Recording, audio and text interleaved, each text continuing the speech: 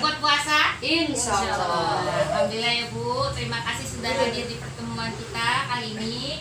Nah, kali ini kita akan membahas tentang pencegahan dan penanganan terhadap stunting terhadap anak. Nah, sekarang saya mau tahu Bu, mau nanya dulu, Ibu pernah dengar kata stunting belum? Belum. Belum sama sekali? Belum. Oke, sekarang kita sama-sama belajar ya Bu. Itu apa namanya itu stunting ya Bu? Nah, stunting itu kondisi di mana anak memiliki tinggi badan yang tidak sesuai dengan badan usianya. Nah, di sini apa penyebabnya kenapa tidak sesuai dengan usianya? Karena stunting itu penentuannya terjadi pada periode 1000 hari kehidupan.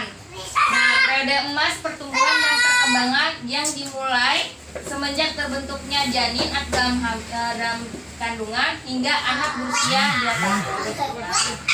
Di sini saya kasih contoh ya Bu. Bisa lihat di sini. Di sini ada gambar anak A dan gambar anak B. Sama-sama berusia 4 tahun.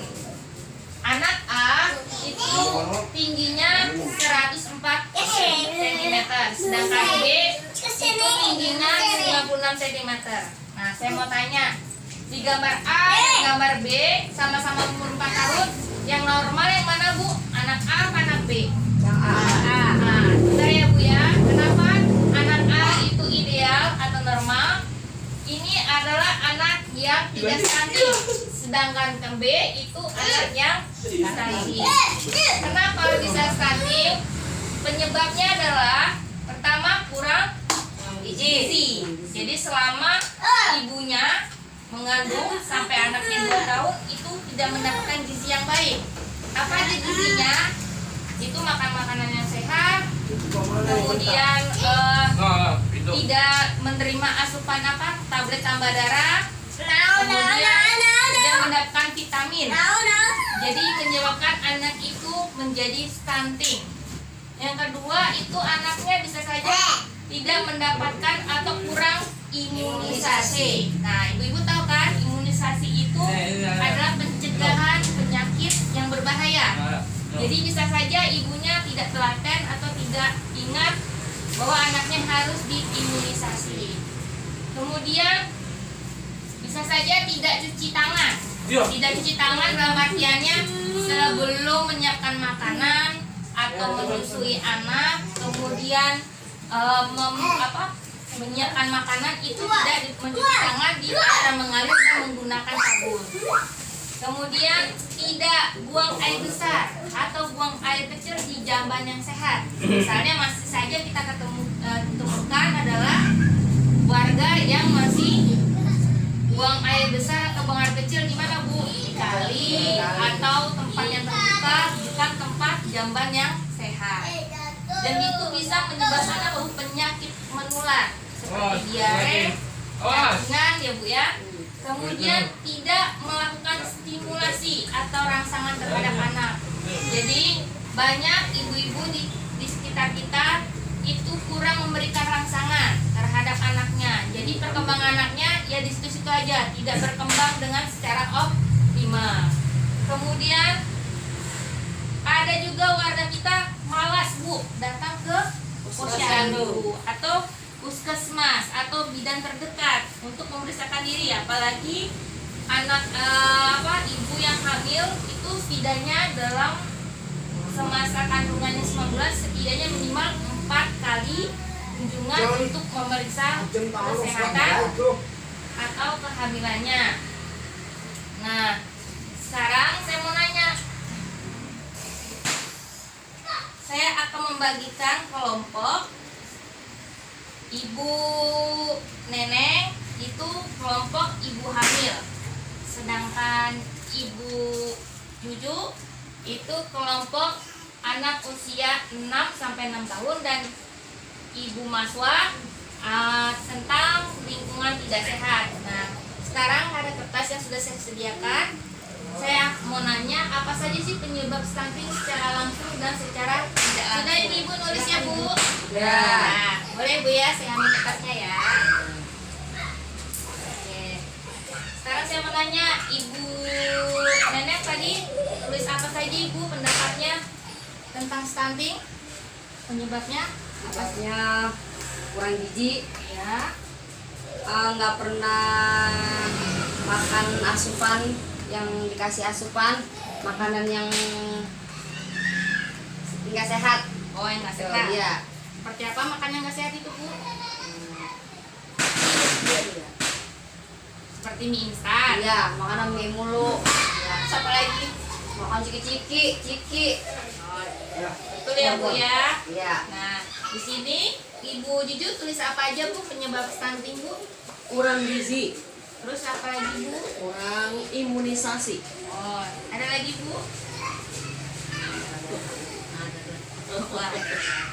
Kalau Ibu Maswa, apa saja Ibu penyebab stunting? Itu tidak mencuci tangan dengan air yang bersih dan mengalir dan tidak pakai sabun. Oh iya.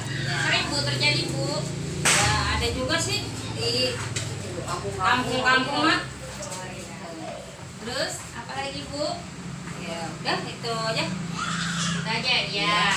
Baik Bu Ibu, nah, saya ucapkan terima kasih. Beri tepuk salut. Salut, salut. Salut, salut. Salut. Saya tempelin ya Bu. Jadi penyebab secara langsung itu adalah ini Bu ya. Kurang gizi dan kurang imunisasi. Kemudian itu apa saja Bu? Tidak memberikan stimulasi ya Bu ya terhadap anaknya. Tidak memberi makan makanan yang sehat. Lalu kalau yang secara tidak langsung itu tadi adalah tidak mencuci tangan di air yang mengalir Dan tidak memakai sabun. sabun, terus tidak BAB atau buang air kecil di jamban yang Sehat.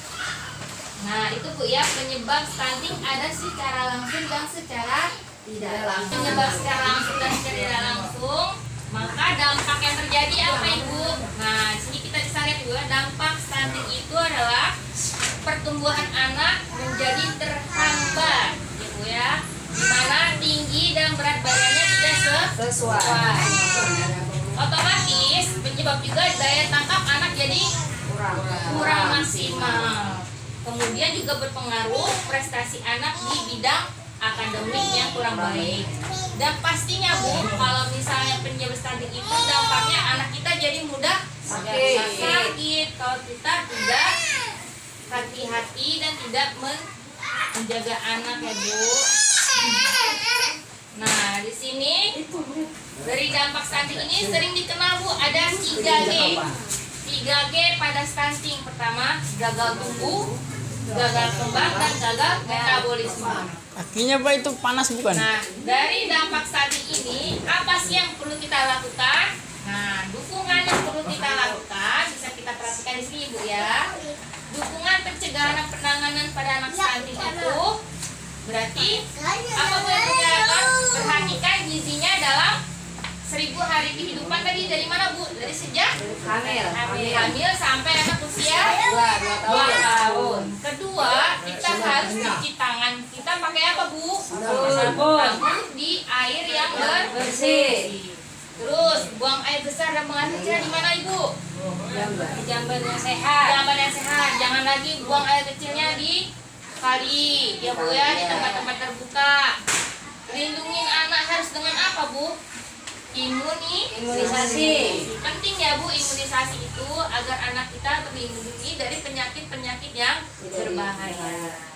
Kemudian perlu pemberian stimulasi pada janin hingga anak usia 6 tahun. Stimulasi itu bisa macam-macam Bu ya. Mengajak anak kita berkegiatan sehari-hari, misalnya diajak sambil menyapu, diajak membaca cerita. Shopping boleh ya, shopping ya. Jangan shopping Ibu. Anaknya belum ada, baru 6 tahun. Jadi diajak anaknya membaca buku, bermain sepeda, ya Bu ya. Nah, di sini juga kita perlu tahu mengakses layanan masyarakat dan informasi yang tepat. Gimana apa saja layanan masyarakat itu? Nah, layanan masyarakat itu bisa dari kader-kader kesehatan seperti posyandu, puskesmas ya Bu ya, dokter. Nah, yang paling penting kalau kita ketemu anak yang stunting, itu kita tidak boleh mengolok-olok anak tersebut ya Bu ya. Tidak boleh memberikan pelabelan. Misalnya ada anak stunting, pendek banget. Oh gitu ya. Jangan dikata ya. Iya, jangan dikata ya Bu. Nah, oke. Sampai sini ada yang tanya Bu? Ya. Sampai sini kita udah tahu Bu tentang stunting? Tahu. Oke. Yuk Bu, kita tepuk tangan dulu. Ya. Ingin anak sehat? Ingin. Berikan gizi Baik. Ingin anak sehat? Berikan gizi terbaik. Bu, sudah hadir teman kali ini. Terima kasih, semoga bermanfaat, bisa dipelajari, dan sampai ketemu di pertemuan berikutnya. Assalamualaikum warahmatullahi wabarakatuh. Waalaikumsalam.